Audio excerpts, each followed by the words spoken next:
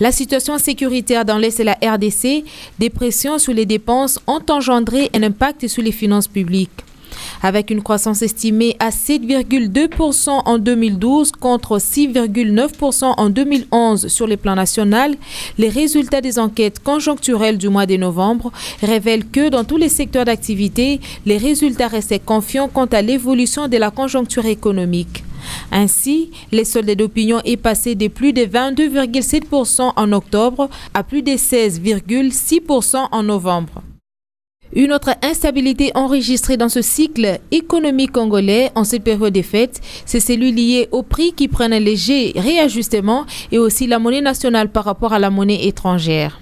Au regard de l'évolution de la conjoncture tant interne qu'externe, la Banque centrale du Congo a décidé du maintien du dispositif actuel des politiques monétaires avec un taux directeur à 6%.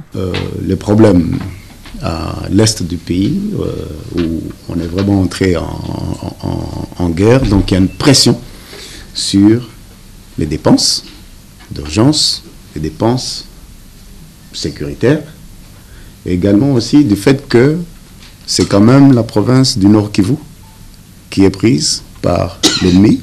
Donc l'administration fiscale n'est pas de notre côté, elle travaille plutôt de l'autre côté. Donc par conséquent, il y a des recettes que nous n'allons pas mobiliser.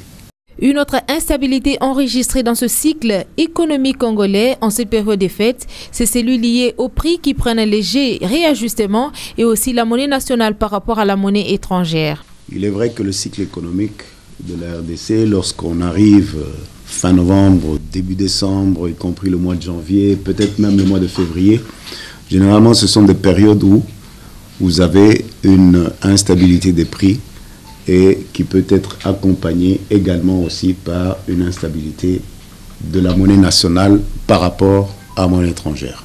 Au regard de l'évolution de la conjoncture tant interne qu'externe, la Banque centrale du Congo a décidé du maintien du dispositif actuel des politiques monétaires avec un taux directeur à 6%.